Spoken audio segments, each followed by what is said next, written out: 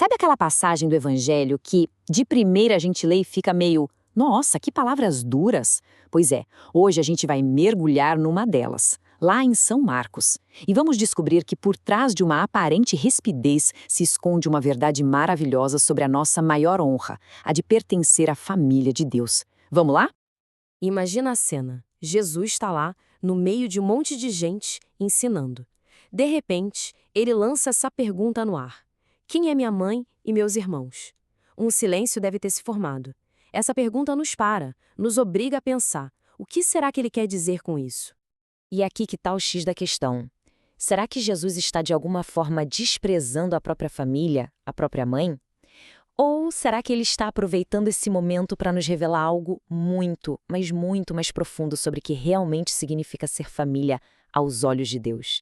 Para a gente entender bem o que está acontecendo, tem um detalhe genial na forma como São Marcos narra a cena. Ele usa o espaço físico, o dentro e o fora da casa, para nos dar uma lição espiritual. O lugar onde cada pessoa está não é por acaso, tem um significado enorme. A gente vê claramente dois grupos.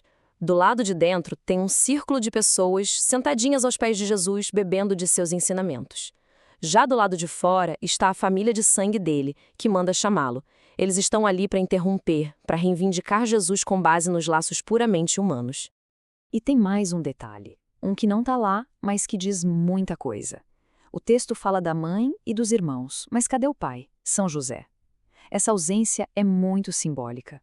Ela sinaliza que Jesus está ali, naquele momento, tratando dos assuntos do pai dele que está no céu. E ao fazer isso, ele está formando uma família totalmente nova. Ok, mas antes de continuar, a gente precisa parar um pouquinho para esclarecer um ponto que sempre gera dúvida. O que o Evangelho quer dizer com irmãos de Jesus?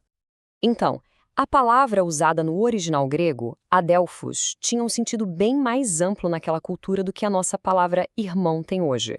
Ela era usada para primos, tios, sobrinhos, enfim, parentes próximos em geral. E isso, claro, se encaixa perfeitamente com um pilar da nossa fé. A tradição da Igreja, desde sempre, afirma a virgindade perpétua de Maria. Ou seja, Jesus é filho único. Aqueles irmãos mencionados eram parentes que, naquele momento, ainda não tinham entendido a missão universal de Cristo. É agora que a gente chega no coração da passagem, no momento em que Jesus redefine o que é ser família, e faz isso de um jeito que vale para sempre. Tenta visualizar isso. A agitação lá fora, o recado que chega e o silêncio que se segue. Jesus não olha para a porta. Em vez disso, ele passa o olhar devagar por cada uma daquelas pessoas sentadas em círculo que estavam ali só para ouvi-lo. Aquele olhar praticamente consagra todo mundo que está ali. E aí ele solta a declaração que muda tudo. Aqui estão minha mãe e meus irmãos. Percebe? Ele não está rejeitando Maria. Pelo contrário, ele está elevando o conceito de família. Ele está nos ensinando que os laços que a gente cria pela fé, pela escuta da palavra, são ainda mais fortes e mais reais que os laços de sangue. Isso é tão profundo que Santo Agostinho, séculos mais tarde, vai resumir perfeitamente. O parentesco espiritual, essa nossa união com Cristo, vem antes do parentesco da carne. Essa é a nossa verdadeira nobreza, a nossa verdadeira identidade. E aqui está a chave, o critério de entrada para essa nova família. Não é sobre sobrenome, não é sobre sangue, não é sobre status. O que nos une a Jesus e uns aos outros de verdade é uma coisa só: fazer com amor a vontade do Pai. É isso que nos torna família dele. Tá, mas aí pode surgir uma dúvida. Se o critério é fazer a vontade de Deus, será que Jesus está diminuindo o papel da própria mãe? De jeito nenhum. Muito pelo contrário, ele a está elogiando da forma mais alta possível. Pensa bem, quem nesse mundo cumpriu a vontade de Deus de forma mais perfeita que Maria? Ninguém. Ela é, na verdade, mãe em dose dupla. Primeiro, e mais importante, ela concebeu Jesus no coração, pela fé, quando disse o seu faça-se. Só depois é que ela o concebeu na carne. Maria é o modelo perfeito, é a primeira da fila nessa nova família de Deus. Então, no fim das contas, o que a gente leva disso para a nossa vida, para a nossa caminhada? Porque essa passagem não é só uma história antiga, né? É um convite direto, pessoal, para cada um de nós, hoje.